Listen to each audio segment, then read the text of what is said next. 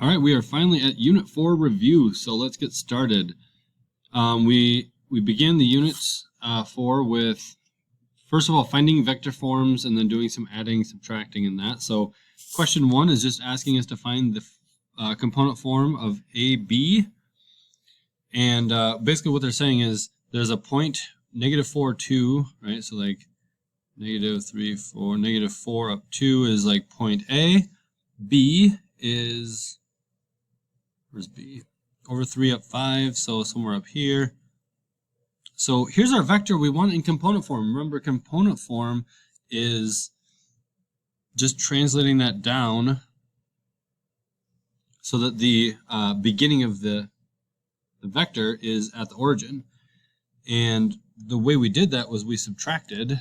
So let me go back to that. The x's, so like x2 minus x1, so 3 minus -4 and -5. Then we subtracted the y's, -5 minus 2, y2 minus y1. So let me put that in green. Our answer is 7, comma, -5. Why did I put a comma there? I'm sorry. There, erase, there. So 3 minus -4, -5 minus 2. I don't know why that was a comma. Again, sorry about that. And that's -7 again. So we get 7, -7 as the end point of our vector, and that looks about right, honestly, like right there. So that's it. You know, we box that in and we're done. We do that again here. We're going to take our components. We're going to say x2 minus x1, and I shouldn't need a parenthesis there, sorry. Y2 minus y1. And when you take 6 minus -2, you get 8, comma, y is 1 minus -7, that's also 8. We get 8, comma 8. That's it. That's how you turn vectors into component form from non-component form. When you just have 2 points in space, you're connecting them to make a vector. You can move the origin, or the initial starting point of the vector, to the origin by doing that. Moving on, number 2.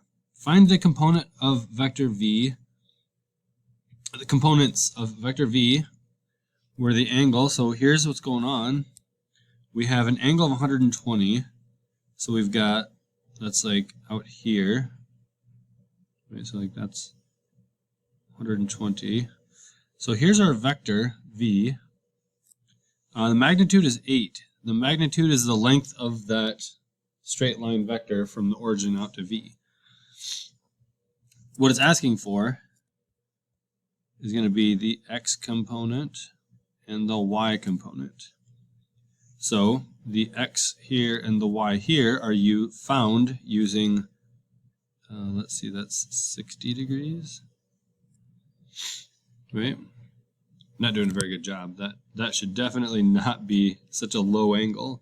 But nonetheless, the method we use on this was, the idea is the magnitude of the vector times cosine of our angle, comma, and by the way, this is the vector, so we have the component form little bracket, magnitude times sine of our angle. So as we do that, we simply put that in as the magnitude was 8, cosine of the angle, well, the angle is 120, it's just given right to us. And then 8 times sine of 120. And you run your little magic wand over your calculator. What you get is about -4, comma 6.93.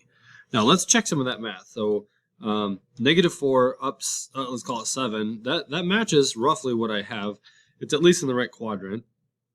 So that matches out. And you can, like, you'll box that in if you want. You are welcome to box this answer in on a test and not have to run cosine of 120 or sine 120.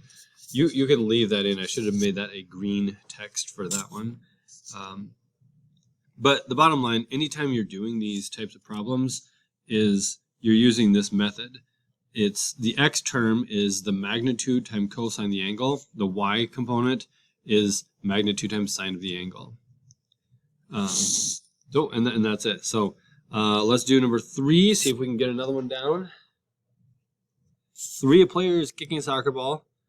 So they're basically giving us the magnitude, which is our velocity, and our angle. So here we're going to draw that out. So here's the ground.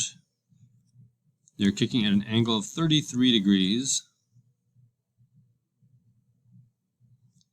And the magnitude of that velocity is 55. Not gonna lie, that's pretty funny.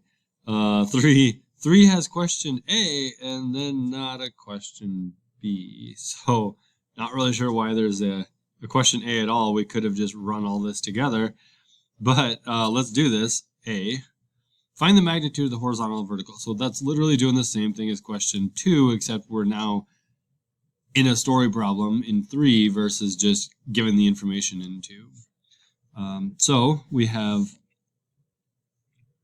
magnitude V, cosine of the angle. Sorry, I always forget to do that component first. And then the magnitude sine of the angle. Okay, so what we do is we fill in what we know. The magnitude, again, is at 55 miles an hour.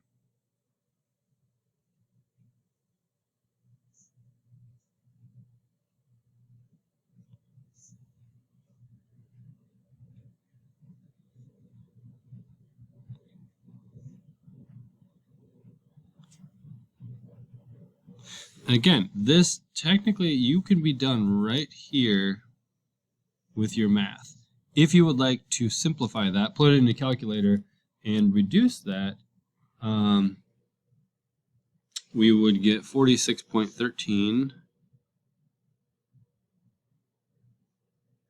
and 29.96. Now, technically it does say just find the magnitudes. So you could say x equals 4613. Oh, no, that's feet per second.